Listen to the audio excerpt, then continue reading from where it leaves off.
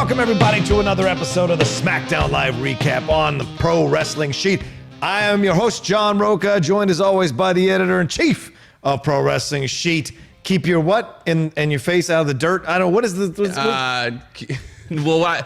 Now you put me on spot like that. It's your saying. I know. Stay out of the... oh God, it's my call ads. It's more comes in like at the end of stay out of the dirt and keep your eye on the sheet. Keep your eye on the sheet. Stay out of the dirt. That's the one. I like it. I love it. I love it. Well, there was a lot to talk about. Sorry, this heat today. I'm like, I know you threw me up. I came in the studio. For those of you who are watching, the studio we shoot in, it's so hot in here. Yeah. I thought I was having like hot flashes when I came in here. I was like, shit, am I sick or something? I like sat down here. I made myself like a coffee and I started drinking it while I was waiting for Rocha, and it like. All of a sudden, I was like in a sweaty daze sitting here, and I was like, oh, man. So sorry. Yeah, I should know my own catchphrase. No worries. Let's jump into this thing. We're coming out of SummerSlam. We already talked about Raw. If you haven't watched our Raw recap, make sure you do that as well. And we start out with Kevin Owens here. Kevin Owens coming out. We get a recap of the SummerSlam match that he had against Shane McMahon. Talks about the anniversary of his signing of the WWE contract, what it was like to work for the company or want to work for the company, seeing all these people who'd been his heroes and whatever. Then talks about his match with Shane and says how he took care of business and now he's focused on King of the Ring. And before he gets too into it, Shane McMahon comes out to asshole chants, and then... We thought it was over. We thought it was done. He beat him, that's it. But he fines him $100,000 for his actions in the match, kicking him in the nuts, and then also beating up Elias. Never mind that Elias was totally biased and ripped the referee out of the ring. He was an official. He's supposedly an official, and then tells him that he's got a mystery match later tonight. Okay. All of this also leads to them being getting into a back and forth in Shane's office, which explodes into KO throwing a chair at the nice television that a lot of us would like to afford. So make it $105,000. Yeah, exactly. So all of this, what is your feeling about? We're still not done with Shane and KO. I mean, that was my issue. Not issue. That was my the indecisiveness within me, because it was like. Yeah, this was good. Yeah. It wasn't bad. No. I liked Kevin Owens coming out, talking about his anniversary of signing and what it means to him, and the King of the Ring tournament, and how he really wants to win the King of the Ring tournament. It would mean more to him than winning a title right now.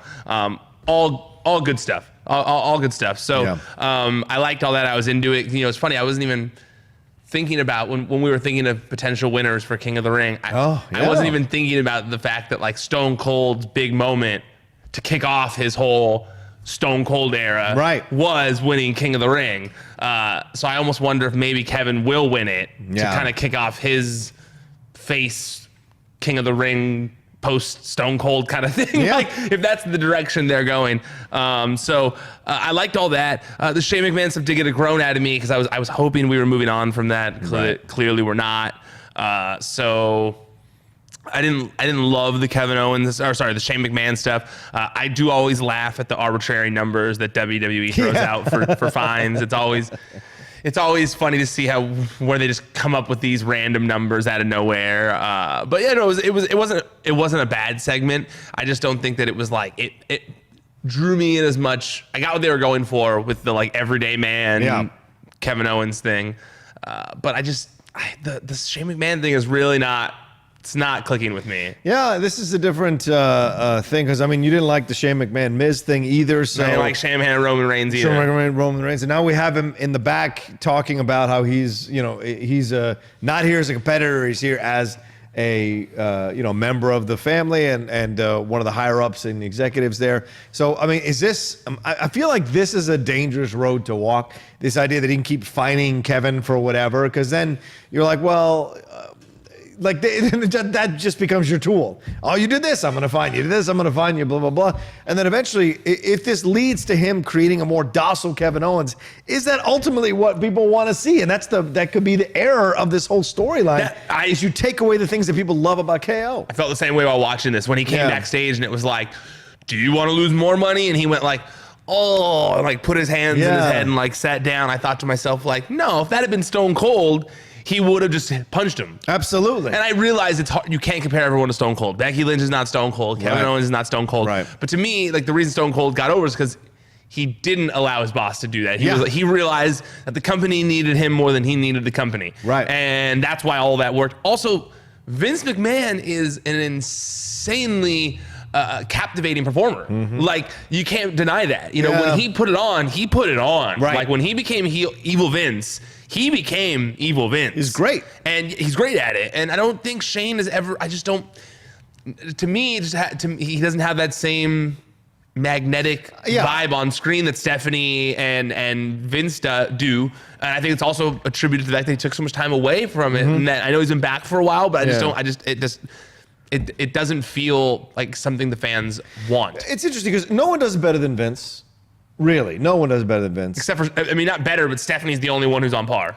I don't know. People love to hate Stephanie. I know, it's true, but it's very like one note what Stephanie does. Whereas then I think with Shane, Shane's just a naturally, from what people say, Shane is a naturally good guy. Like, he really does, and that's why he pulled away. He wanted to kind of make his own mark, do his own business. So it's tough for him to play heel because it's not in his nature, I think. And it doesn't come naturally out of him. So, you know, it's always weird when he does it. It always feels kind of off note, off whatever you call it, out of tune or whatever, offbeat. It just feels weird as opposed to feeling natural. And I think in these moments, it really shines. Because someone like Kevin, who can vacillate back and forth really easily between heel and face, he kind of looks like he can't quite get there. Same thing with Roman, same thing with Miz to a degree. And so you're just like, okay, where are we going to go now? So I completely agree with you. We'll see. Yeah. I completely agree in that aspect. Also, I don't know if maybe my opinions are going to be a little tainted this episode because I'm sorry, but at a certain point when I've watched, I love wrestling so much. I run a website for it. But sometimes, like I was talking to Rems before we record, it's like 3-hour takeover, 6-hour SummerSlam, 3-hour Raw, now then a 2-hour SmackDown. It's like, and GCW. It's easy to get burnt out. And 1989 SummerSlam. And 98. 98, sorry, 98. My era, not yours. Put you through. Yes, good point. I understand. A lot of wrestling to consume in a short amount of time. And then I'm like, I do feel like sometimes when I get to this point, I get a little more like, didn't like that, didn't like this, and it might be a little jaded by the fact that I just was so tired of watching. Not so tired of watching, so tired. I get that way on NFL Sundays. If I'm watching the Red Zone all day from like 10 a.m. to 4 p.m. here, it becomes untenable for me at times to get excited to watch the 5 p.m. Sunday night game.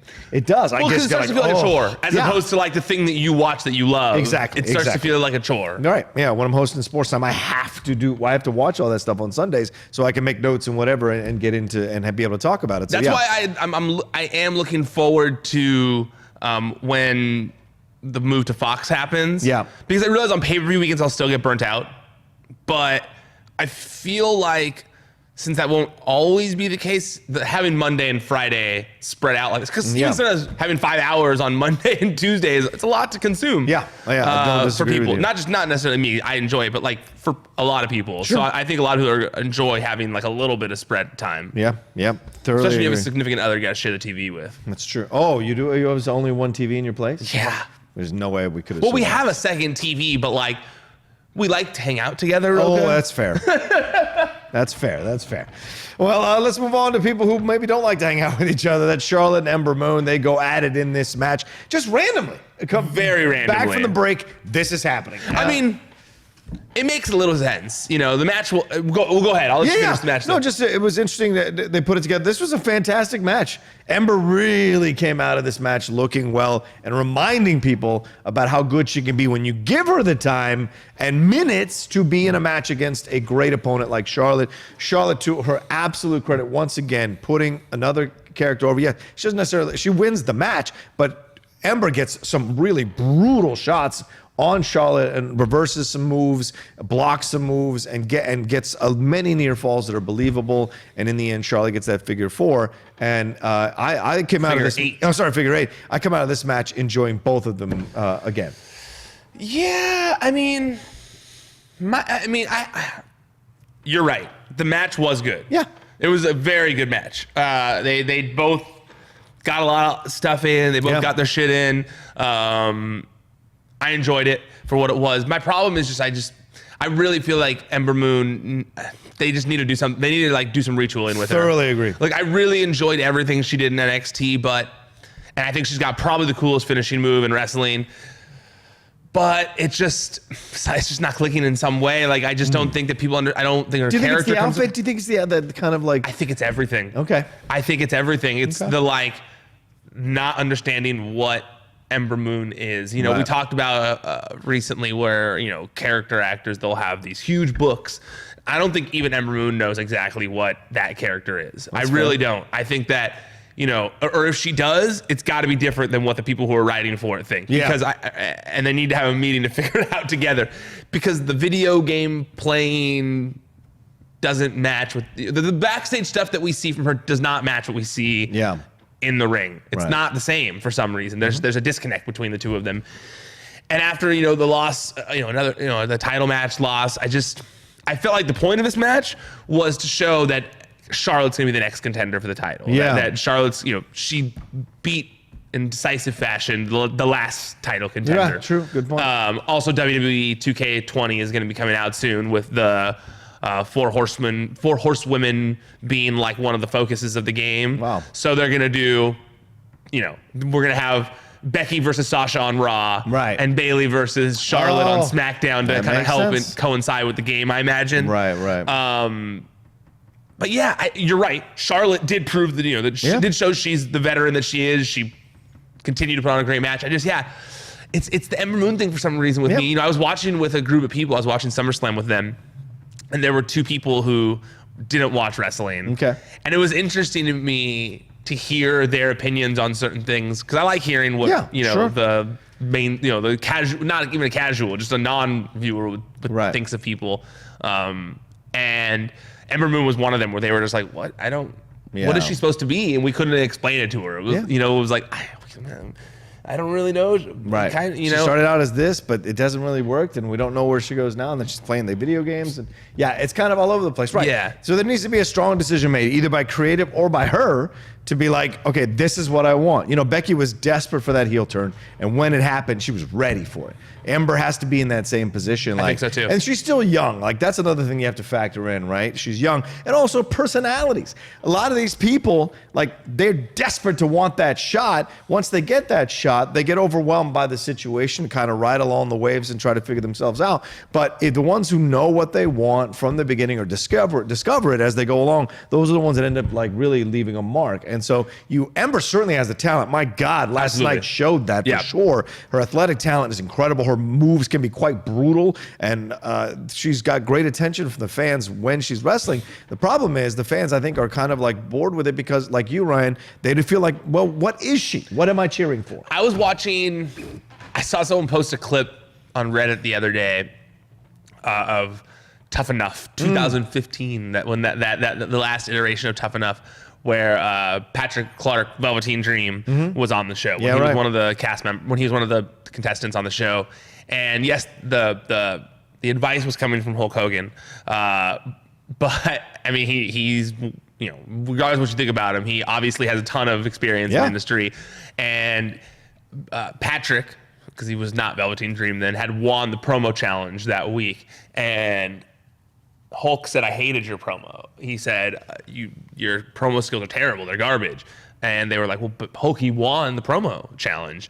And he was like, "Yeah, but the person I saw up there was Patrick Clark. That's who I saw doing the promo. It wasn't a character. It was Patrick Clark talking about being a wrestling fan. And it was good. It was entertaining. You sold it well." He's like, "But I didn't see a character." And Patrick was sitting there and he goes, "So what's the issue?" He goes, "You need to be a character when you're on the screen." And I laughed, like, wow, that had to be the moment when he was like, it kind of started to click in him. And if you look, Velveteen Dream, you know, look, I know the internet's different and some people are kayfabe, some people are not, but Velveteen Dream has done such a good job of being Velveteen Dream, exuding the star power and living that character to a certain degree. And I just feel like when you watch Ember, you see the person. You don't see this character of Ember Moon, and I think she's insanely talented in the ring. But for some reason, she doesn't. The character, she's not exuding a character to me.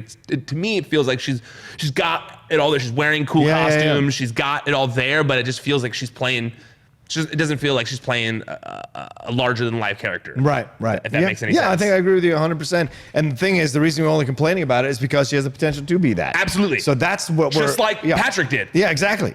And it certainly worked out for Patrick so far. And we'll see if Ember Moon, and it certainly worked for Ember to a degree to get her into the main roster. Now it's like, okay, what do you do once you get here, right? Everyone, it's like any sport. It's like, you got drafted and you got into the team. What can you do once you get to the team? Can you do that next level skill stuff to stay in the team and stand out?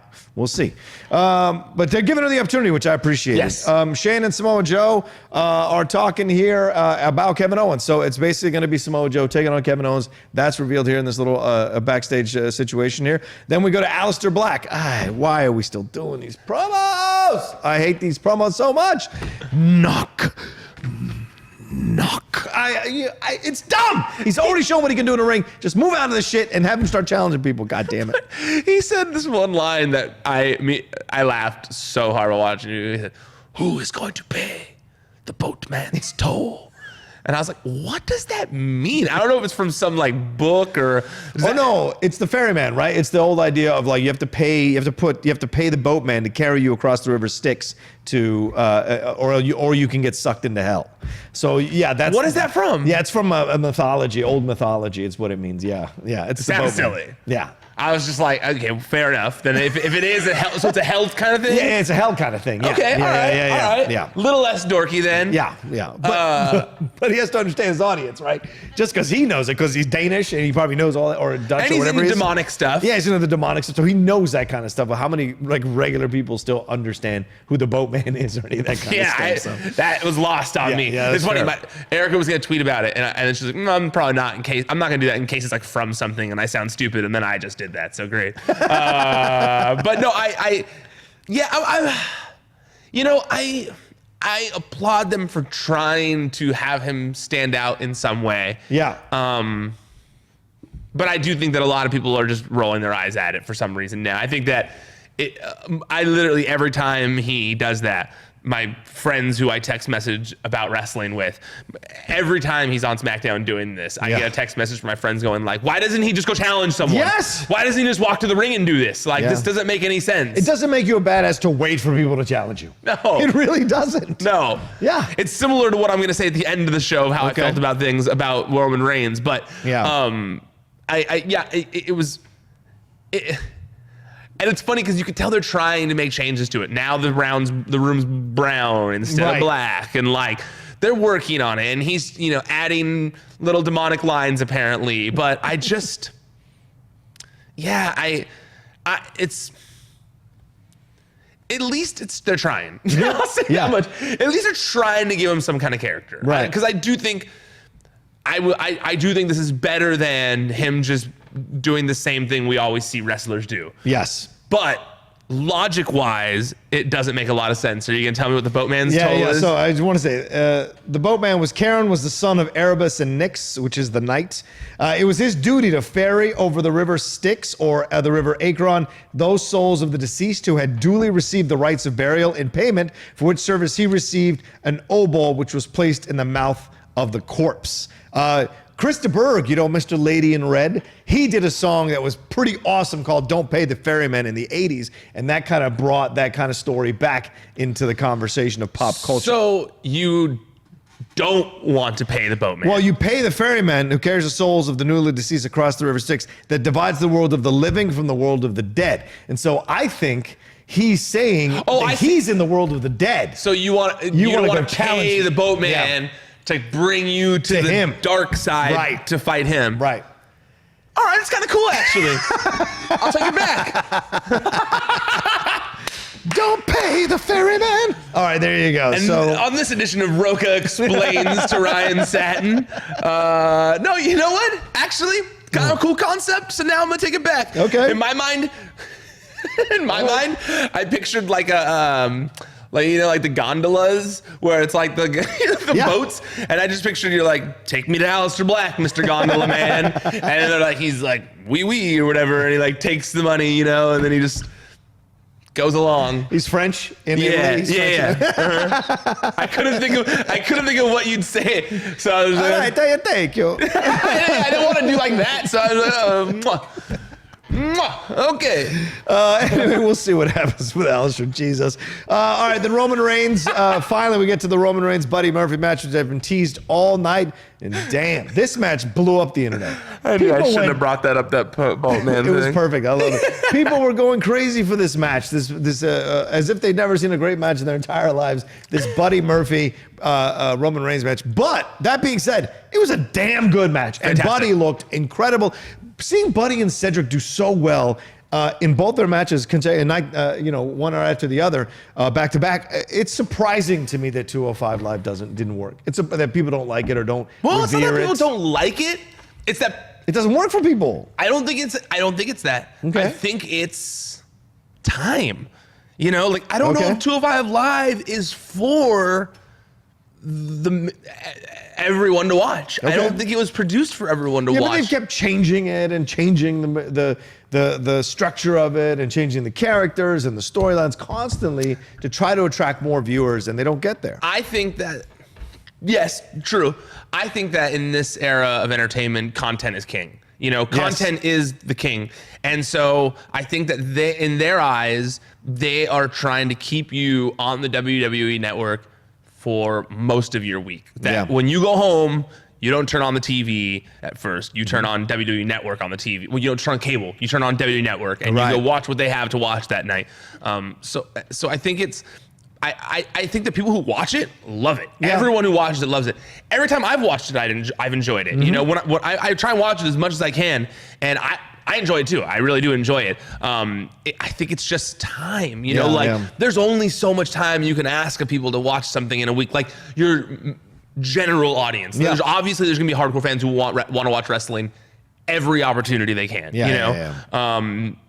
But I think that they're just with 205 Live. There's just not a. You go, okay, well, if I'm gonna watch on SmackDown. But if I'm going to watch another one, I'm going to watch NXT. Right. And then you go, well, am I going to watch another one on top of that? Okay, well, maybe I'll check out all these documentaries they have. It's just hard. Yeah. It just definitely falls to the bottom of your queue. Even NXT UK. It's very similar to that show on your DVR that you keep on there because you're I'm going to watch that. But just not yet. Not yet. And then some random Saturday 2 years down the road. You just binge watch the shit out of it. Yeah, exactly. I'm unfortunately on that with You're the Worst right now. I loved that show when it was on. Yeah. And I fell off in the second to last season, in the middle. I got busy, and now I have the rest of that season and the next season to go, and it's just sitting there. 20 episodes are just sitting there in my DVR, and we're gonna watch that one of these days. But I think that that's what happens. So I think if anything, it's proof that, to me, I honestly believe that it's proof that these people. There's no need for 205 Live. Yeah. That these guys are so talented and they wrestle the same style that can go right in the ring with Roman Reigns, who's the top dog in the company, or one of the top people in the company. I think that it just shows that, if any of these people should be used more, sure, use them on 205 Live like you do at Drake Maverick, where Drake Maverick's still on there if you want to have a cruiserweight show. But they should be, in my opinion, mixed in a little more often. I mean, like you said, Drew McIntyre and Cedric Alexander, awesome. Yeah.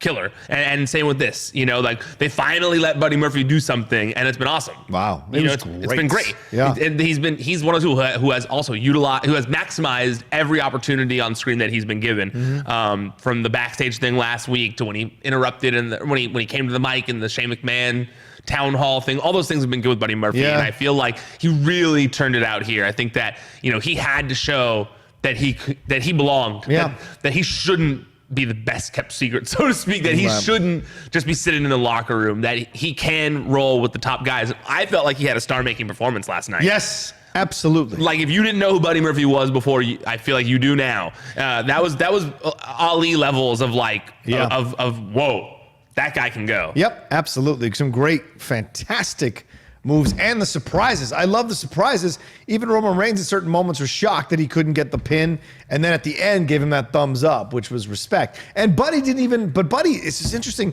Buddy took the pin, but Buddy rolled out of the pin as soon as the 3 count was done. And, you know, in the old days, in the cardinal old days of wrestling, that's something you didn't do because it showed that you didn't really respect the other person. But I think here it worked because Reigns gave everything he could and just barely got the victory and gave him that thumbs up, and Buddy could roll out of it because the fans were just like blown away by what he did. Yeah, it definitely was a respect thing. It definitely wasn't like when Austin Aries lost the title and just rolled out of the ring and peaced out. You know, it definitely wasn't like that. It was definitely much more like a damn. He almost could have kicked out. Right. I think was what they were trying to show. Yeah. I mean, obviously Roman Reigns, one of the top guys in the company, so they were going to have him win. But I mean, the fact that Buddy Murphy kicked out of a Superman punch was impressive. I mean, the fact that they gave him that much offense on Roman in general was pretty impressive. I think that they easily, if that had been a lot of guys on the 205 Live roster who they had shuffled over, they wouldn't have gotten 15 minutes with Roman Reigns. I think it would have been quick. It would have been a Dolph Ziggler's Goldberg style match where it would have been quick and over very fast. Boom. So I love that they did Buddy Murphy. I think that, you know, man, Buddy Murphy's getting a real opportunity, man. Yes, he is. I like it. I feel like with this new Bischoff, Heyman era stuff going on, I feel like Buddy Murphy and Cedric Alexander are clearly 2 guys who are going to get some love from that. Clearly, it seems to me like Heyman's pushing Cedric Alexander. He sees something in him, and it feels like maybe there's someone on the other side, like a Pritchard or something like that, who's really into Buddy Murphy. Yeah. Big opportunity. He's in there with Daniel. He's in the hemisphere of Daniel Bryan and Roman Reigns right now. It's a huge deal. It's pretty incredible. We go to also, he got to do the huge knee, that big. I'm not going to mess up the name, but he got the one that Kota Ibushi does on Roman Reigns, which was awesome. And kudos to Roman, once again, like Charlotte, willing to take all the hits from the other competitor who's kind of still building and but still getting the victory, but willing to take the biggest hits from that person, or the best shots from that person. I appreciated that. Do you feel like you've watched a good amount of Kenny Omega matches? Yeah, I love Kenny Omega. Do you ever feel like that Buddy Murphy is kind of like does a little bit too many similar things as Kenny Omega? I think Kenny has a different vibe. Kenny's not like built like Buddy. True. Yeah, that's the difference. Well, they're both pretty built. Yeah, but Buddy is stock. Kenny is more of a skinnier kind of guy. But so I'm more so mean the knees. It's real knee. Oh, knee heavy. You mean? Yeah, real knee heavy. Yeah, but I don't mind that because it's a different. Not a lot of people are doing that. Not in WWE, no. Right, exactly. So if he's gonna do that, that's a new style. And you can take it. And nobody who wrestles now has anything that isn't influenced by people who came before or currently working. You know, it's a matter of, can you make that style your own? And that's always what matters, right? Yep. You know, and so plenty of people do that. Plenty of people have done a rock bottom in the past before. Plenty of people have done leg drops in the past before. The stunner is kind of original from Stone Cold, and the pedigree as well. But like most people's moves move set have been Austin seen didn't invent before. the stunner either. Huh? Austin didn't invent the stunner I'm sure either. he didn't. And so you've got that. Did Triple H do the pedigree first? Maybe. I feel like he did. He probably did. But you get there. You get that into the situation. So it's a matter of making it feel like your own. And certainly Buddy has a nice mixture of other moves within his moveset with the knee stuff that I think works for him. And Kenny is way more high flying. Kenny is more dangerous than they're doing Buddy. I'm more so the knees, the fly, a lot of just like knee action. I guess is more. I look at it all as complete package. You know, you want to pull out particular moves, then you can have the comparisons, I guess. But you have to. I think you have to insert it back into the moveset as a whole, and then judge what that person is doing. So for me, I think there's enough of Buddy that's different from Kenny that doesn't feel like he's copying Kenny. Okay. Yeah. All right. Yeah. That's No, what I would I'm say. with that. No. Yes. Absolutely. Also, from what I see, it looks like Triple H didn't invent the pedigree. Yeah. There was a double underhook facebuster before him. Oh, okay. But like the way he does it, Yeah. he seems to have invented the pedigree. Fair enough. And Buddy, okay, I can get on Buddy's train now. Yeah, no, I'm on the Buddy train. Yeah. I'm into it. You break Alexa's heart, you got strikes against me. Choo But I choo. got strikes against you. But I don't know if it worked like that. But choo on the Buddy Murphy There train. we go. It's all, we've got tickets. We bought tickets. Tickets. Even though no one uses the train anymore.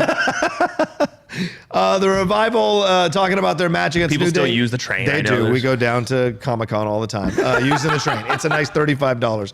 The Revival talks about their match against New Day and you know how the New Day's never beaten them.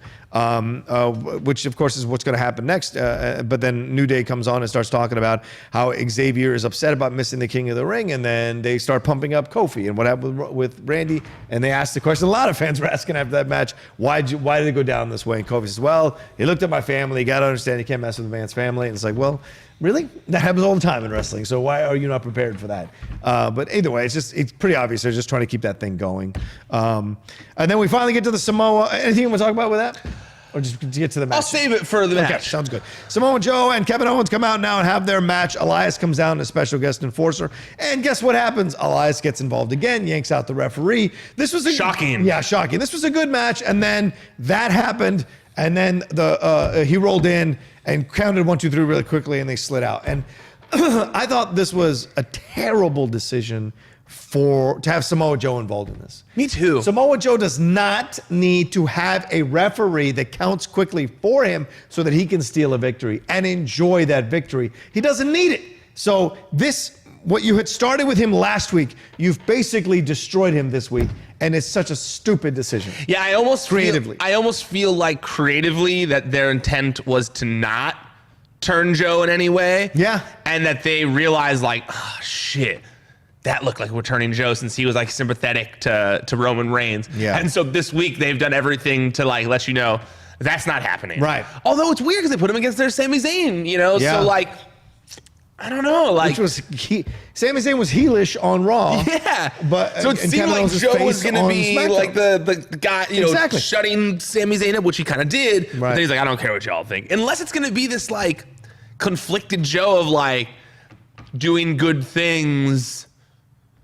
And eventually the fans get him to become a good guy or something because they do. But that's a tough road. It is. That's a tough story to book. Yeah, because you're depending on the fans to help you complete that. Yeah. And the fans are more fickle than anybody in the world. Just as Daniel Bryan. Yeah, exactly.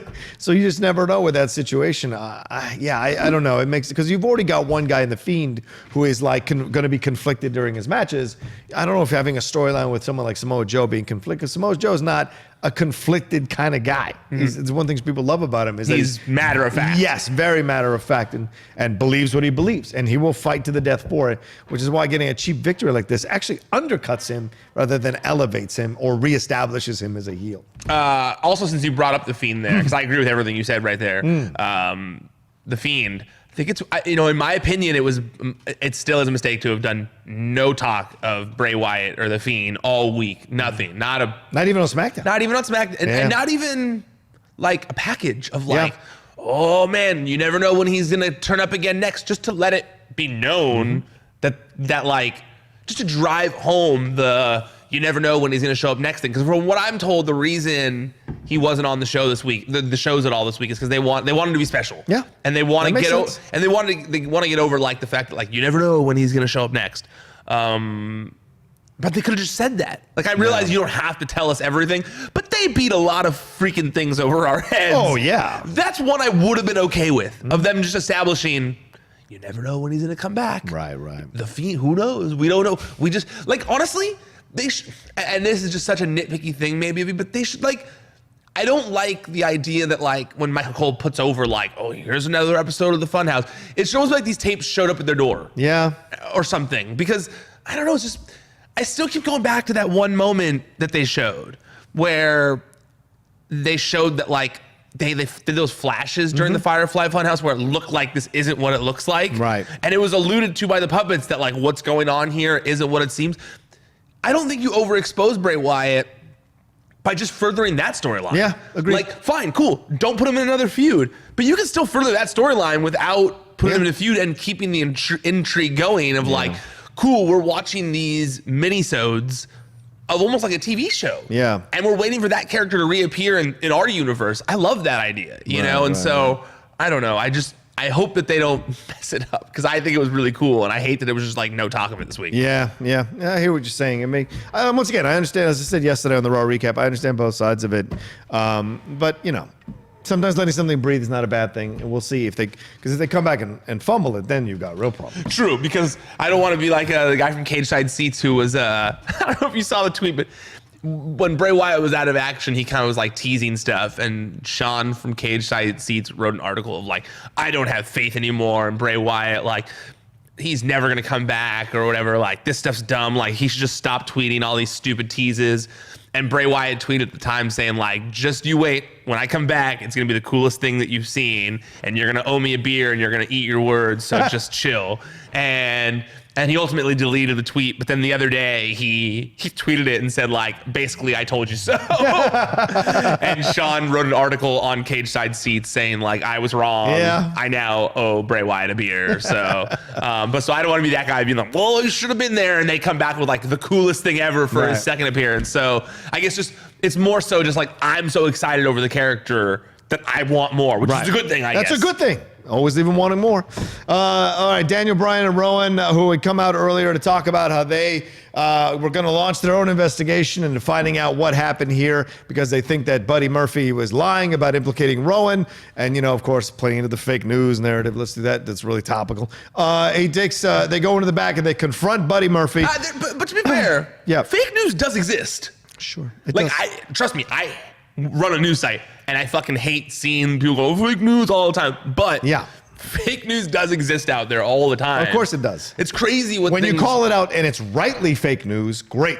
When you use it to cover truthful news because you don't like that it doesn't fit your own narrative or your own political stance, that's when I get upset when they call it fake news. Oh, trust me, I get it. Honestly, the internet is just a crazy place. Like, people will believe anything. That's true. And then I go, well, shit, but I run a site. Like, I want them to believe what I say. And then it becomes this whole thing where, like, no, but you have to trust the right people, like the right sources. Like, the sources. Someone said something crazy about me on Reddit a few weeks ago that is not true. And, like, yesterday, a bunch of people, like dozens of people, are all tweeting me, like, as if this thing happened. And I'm like, do I respond to this? It never happened. Why do I bring attention to this thing that never happened? Because people think this thing happened.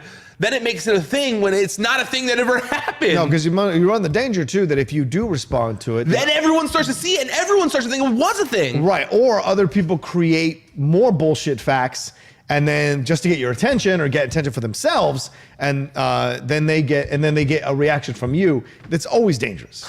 It's always dangerous. Internet's a dangerous place. Yeah, it's like when the small amount of, I have a decent following, but like when people sometimes go, ask me a question they can Google, I get super upset. It's my number one pet peeve on the internet. It's like, do your own fucking homework. Like, I know I run a wrestling site, but don't ask me what time something starts. I'm going to take a lot longer to answer your fucking question than it would take to just type in, what time does this show start? Right. Yeah, I love the other ones that are like, when does this movie come out? Or, who's starring in this? And it's like, do your own research. Or worse for me, I run a wrestling site and I put the information in the article and then someone replies to the article asking me a question that is clearly stated in the article and I go, if you wanted to know, why didn't you just read the article? People just do that. And when we call them out, I know on Twitter sometimes we call them out when they're halfway through a show and they go, remember it's happened to us on our recaps. Halfway through a show, they go, why did you guys talk about this? And we both, either you or I respond and go, we did. Keep watching the show. Yeah. And then they retweet and go, or they retweet back and go, oh yeah, my bad. Yeah, you did talk about it. It's like, yes, of course, because you got to finish the show. Finish reading the article, finish reading the show, and do your own research. Then you can reach it. Because if you ask an interesting, knowledgeable question, there's a good chance I might answer it. Yeah. Exactly. Like if there's something I left out of the article that is pertinent information and that you asked, there's a good chance I'll answer it. Yes. Or maybe I can't for a specific reason. But like, those drive me crazy when it's like, well, and I'm like, it said it in the article, dick.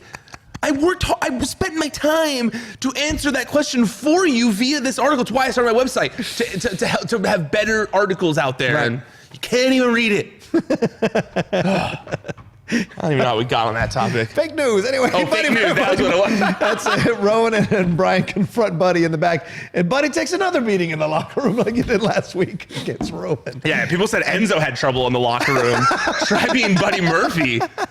And they eventually get him to admit that he lied. I hate to break it to you, but these kind of coerced confessions are not admissible in a court of law and should barely be admissible in a court of public opinion. So, did you see David Otunga tweeted that? No, didn't. Because I like that he's like a lawyer, so he tweeted something along those lines. Here, I'll pull it up while we're talking. But I think I don't know if I breezed by it the first time you mentioned it. Yeah. I loved the Daniel Bryan promo. Yes. When he came out and was, saying like it was a coerced,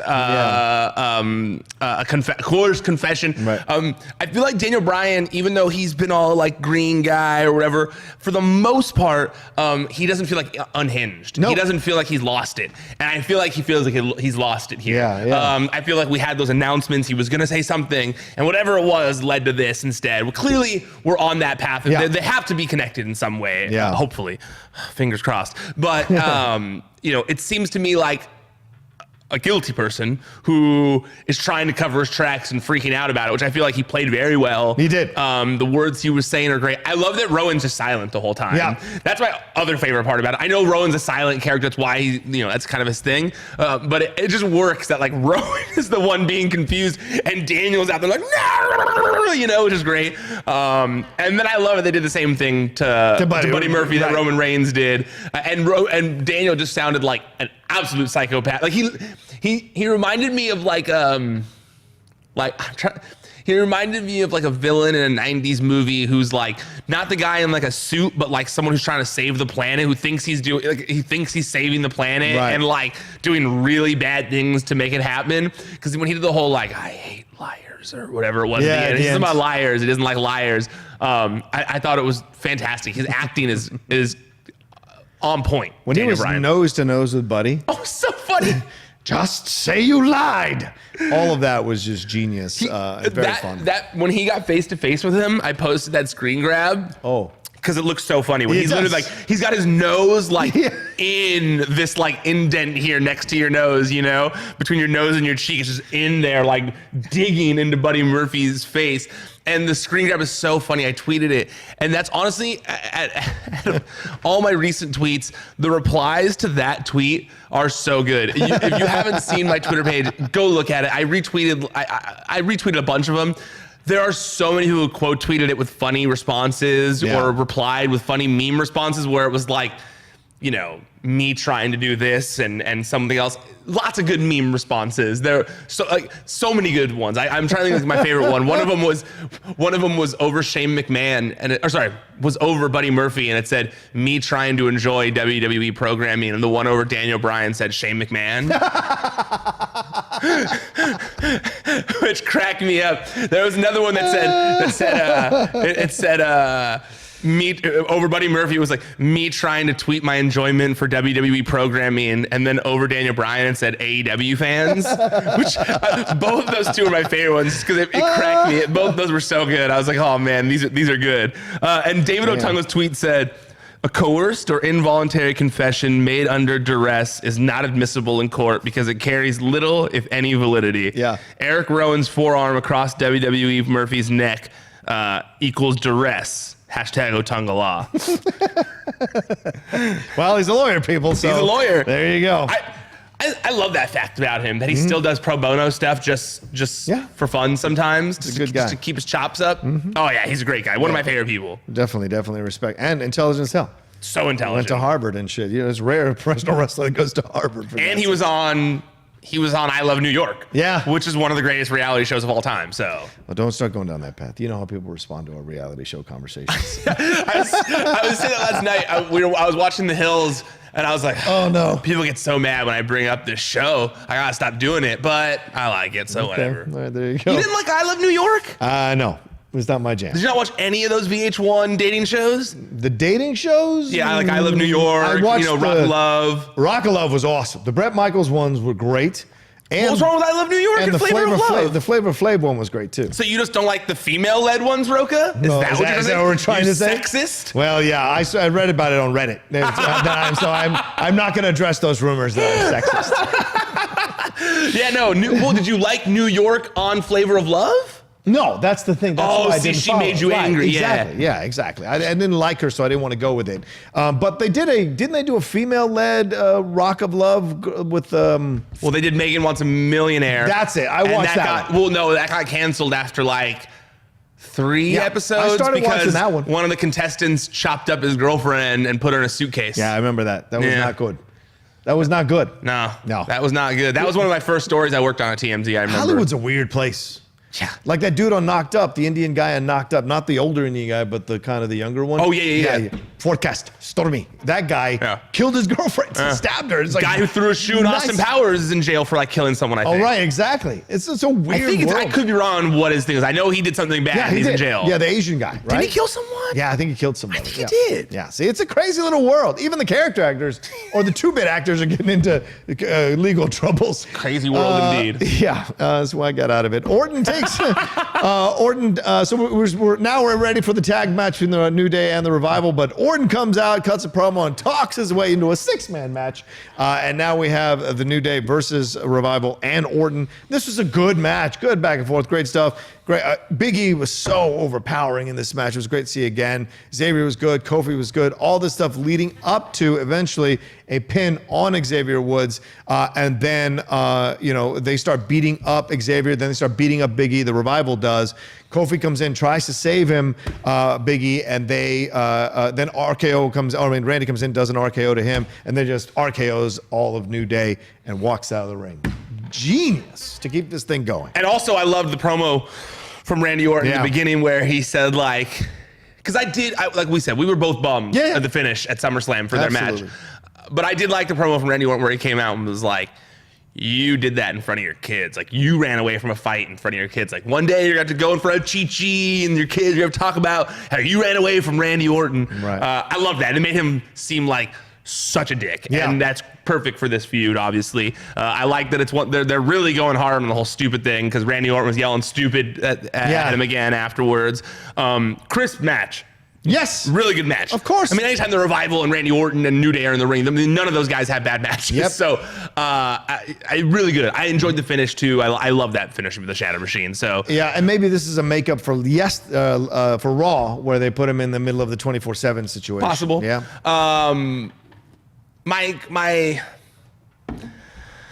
What I wanted to save was like, the more time goes by, and I'm not saying I want this by any means, but the more the time goes by, the more I'm wondering, not Big E. The more time passes, I'm wondering if Xavier Woods is going to be the one that turns. Why would Xavier turn? It's not a strong turn. He's the one that always loses. But that's what I'm saying. That's what I'm saying. So it's not a strong turn if the guy always loses. Because he's mad that, like, you got the title, you had all this success, and I'm just over here, like, the only reason they care about me is because I'm on YouTube or whatever. Yeah. He could do something real bad and do a Seth Rollins style turn on them. Okay. I'm not saying I want it. No, right. But I'm just saying that. I see your point of view. They could work that way, but the fans won't go crazy. No, they'll hate him for it. Right. So if they do it, he has to go on this incredible winning streak. See, that's my other thing. That's one. That's number one. I don't foresee them doing that. Yeah. 2, I wonder if WWE cares more about WWE and Xavier Woods to a certain degree care more about when he loses sometimes, how he looks in the win-loss category, or the importance of his YouTube channel. I mean, his YouTube channel has like almost 2 million followers. That's incredible. I mean, that's huge on YouTube. Do you need WWE money if you have 2 million subscribers on YouTube? But do you think? Okay, question. Do you think because he's like lovable Xavier Woods, everyone loves him? That's part of the reason everyone tunes in too. It's him. They come for him. Yeah, of course. Xavier's great. Do you think it jeopardizes that at all? It could, right? It could, of course. Because he's someone who I feel like, not necessarily having to go full kayfabe, but where he cares about the presentation of his character, and his character falls perfectly in line with his YouTube channel. But, I mean, there's nothing wrong with trying it and seeing what could happen. Because, look, he wears those Sheik boots, the Iron Sheik boots. That kind of could get you into that place mentally already, even though Sheik called him out for it, which I thought was great on Twitter a few years ago. But, like, that's certainly possible that if he turns heel, if he goes full heel and then gets his way into King of the Ring, like, kind of like beats someone up to take their spot. I didn't mean anytime soon. But the King of the Ring thing, to me, felt like a little bit of like a... Yeah. Like a little piece of the puzzle being put in there. They can't see me because you two are standing in front of me. That's possible. That's kind of like because when I thought it was interesting that they used that where it was like the King of the Ring thing, where I was like, yeah, because Becky was on a losing streak for a few months before she'd made that turn. So yeah, it's possible. All right. I see your situation. I see your point of view. And like I said, I'm not even saying I want it. Right. I'm just saying when I was looking at it last night, I was thinking, well, they didn't have Randy put Kofi over. Yeah. And now they're doing these weird, sad. They're doing this thing with Xavier Woods. They did that with Xavier Woods, and then he's always losing. Yeah. I don't know. Yeah. I dig it, man. They might be laying that groundwork. We'll see. I don't know. That was just a guess. If he goes on a winning streak, I'm down for it. You got to make him go on this ruthless winning streak. It'd be fantastic. I'd also be interested I don't think I've ever. Well, I guess he was a heel for a minute when New Day when they were all starting out. Yeah, Big E's the obvious choice. See, I disagree. Which is why Xavier is it could be a smart choice. I disagree on that only because I feel like Big E could be one of the biggest faces in the company. Oh, sure, but he's played heel before, so I know. You know, but to me, when you put the two characters together, yeah, that heel Big E, who I liked, but that heel Big E hit a ceiling. Like they weren't using him really. Yeah, and I fear that heel Big E will be used in that same way, where face Big E could be bigger than Kofi, in my opinion, as champion. What if Xavier and Big E turn at the same time and beat up Kofi? Talk about a new day. I don't know. I feel like Xavier Woods makes more sense. Okay, fair enough. Your point is taken. And then we end the night with Bryan and Rowan telling Roman that they want an apology like he gave to Samoa Joe because they know who did it. And then we fade to black. No, it's even worse. Not worse. It was even more entertaining than that. I laughed so hard at this because I know that it's done on television. Yeah. But on television, when they do that fade out thing. Yeah.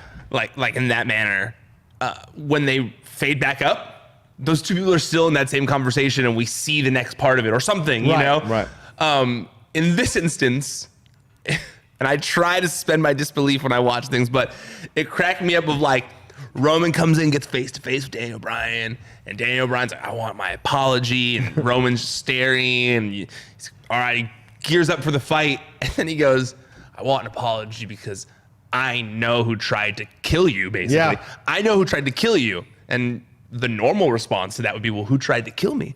But instead he goes, I know who tried to kill you, but I'm not going to tell you until next week. Right. Could you imagine and I know this is wrestling, it's a scripted environment, but I was just laughing thinking, could you imagine a real life scenario where someone told you they knew who tried to end your life? Yeah.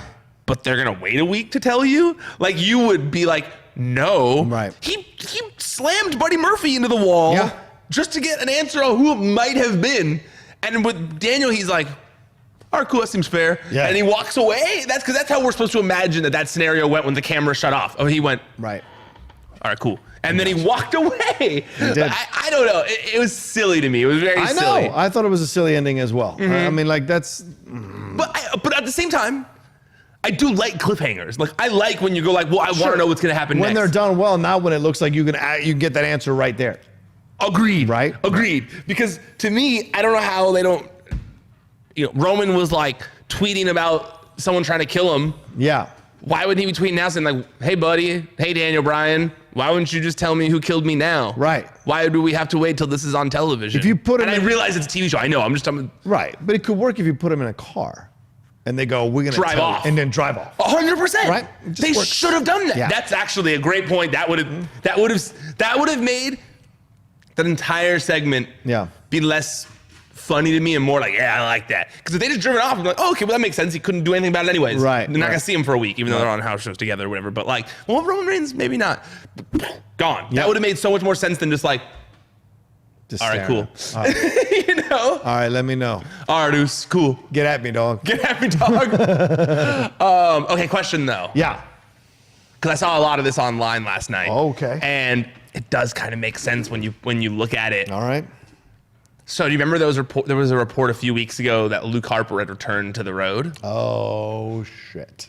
Do you think that the reason they know who it is because Luke Harper's been working with them and it's Luke Harper? Wow. And we get a new revamped Luke Harper who actually gets a push this time and he is part of that crew. And he's normal now like Rowan is. With Rowan and Daniel. Bryan. And they go like, it was Luke Harper. Luke Harper shows himself, but then they attack Roman anyways, and they've all been aligned. It was all three of them. They were all doing it all together. I kind of like that. Right. And honestly, Roman Reigns and Luke Harper is a fresh feud. Yeah, sure. It's something. It's definitely like, look, they thought Luke was gonna leave. He's very well liked in the locker room. Yeah. Maybe someone got in Vince's ears like, hey, he's really well liked in the locker room. He's super talented. Why would we lose a huge talent who's this beast of a man that people love. Why would we just let him go? Then what's Buddy's role in this? I think he really was just in the wrong place at the wrong Buddy time. have the wrong? Oh, he saw. I think he was just walking around, and then that happened to happen. Damn it. That's my guess. Damn it. I feel like at this point we've now exhausted Buddy Murphy. So Buddy's not part of this. You don't I feel Buddy's like he's part been of this exhausted as crew? being part of this. No, I feel faction? like he's what's the Patsy in all this? Okay. Right? That's the right word for that, right? Yeah, Patsy. Yeah. Lee Harvey Oswald, Patsy. I feel like that's what he is in all of this. I feel like he was just they adjacent to all this he gets seen by people, got that match of Roman Reigns. Okay. Now people are going to care when he's in the ring. Yeah. That's my guess with it. That's fair. And I love the idea of Luke Harper. Actually, I think it makes the most sense. Yeah. It's a mystery that gets solved. We have talked many times about how Luke Harper is a great talent that should be utilized. Yep. I hope there was a call where it was like, hey, you know what? We're sorry you feel that way. Like, we want to use you. Yeah. Like, let's work through this. We're going to put you in this big program. We got this big angle. Yeah. I mean, shit, they're doing it with Buddy Murphy and Cedric Alexander. Why not Luke Harper? Luke Harper's awesome. Yep. I don't disagree with you. Okay. All right. We'll see. Is there anyone else that makes sense to No, you? that makes sense. It And does. Joe, it seems like they've pushed Joe back Yeah. to whatever he was doing before. They've Yeah. moved him away from Reigns. Unless it's some other mystery person that like isn't around. But Luke Harper is like someone who, you know, hasn't been around for a while. Yeah, it totally makes sense. It would kind of make the most sense. When's the last time Luke Harper tweeted? Has he not tweeted really since Unless he the Fiend has them all under some kind of hypnosis and they make him do these. He can bring them all back. What's Luke Harper's last tweet? I'm down. Oh no, I'm he's down. still tweeting his. You know what that means? Okay. He's still tweeting those guys. So All right. all right, he's still around. Well, there you go. I love his Twitter feed. Yeah. It does look like he removed a lot of his tweets that were not the you know what it means. Also, Oh. looks like he got rid of that post that he tweet. Oh wait, no, that's still up. When he Okay. asked for his release, that's still up. Okay. We'll see. We'll That'd be definitely see. interesting. Yeah. Well, I love it. All right. That's certainly a possibility. A very strong one. I'm on the Luke Harper train too. Now you're on that train too. It's a big train. It's a lot of trains. A lot of trains for a guy who claims no one rides trains anymore. Right? But train is leaving LA. All right. Well, thanks. Thanks everybody for watching the SmackDown Live recap. We always appreciate you all taking the time to watch us or to listen to us as we break down what's going on in the world of WWE on SmackDown Live. Ryan, tell them where they can read, watch, and listen to everything we do. ProWrestlingSheet.com. That's the website where you can find all the top stories in the world of professional wrestling throughout the week. YouTube.com/sheet/wrestling sheet is where you can find all the videos that we put up. Yeah. That's where you can find the Raw and SmackDown recaps that we do. That's where you can find Wrestling Sheet Radio that I do with Jamie Iovine, Elijah Bates, and Kevin Silva. You can also find interviews that I've done with wrestlers on there, like Big Cass and Ethan Page. Lots of fun stuff. Make sure you subscribe while you're watching the videos on there. Like the page, like the videos, comment. I appreciate it very much. But if you just want to listen to the audio while you're driving around, while you're working out, while you're cooking, while you're doing whatever, Wrestling Sheet Radio. Search for it on all the big podcast platforms. That's where you find all of our content as well if you just want to listen. And it's at Wrestling Sheet on social media. Boom. All right, there you go. Follow him at Ryan Satin. Follow me at The Rocha Says, and we'll talk to you next week with 2 more episodes of the Raw Recap and SmackDown Live Recap on the Pro Wrestling Sheet. ProWrestlingSheet.com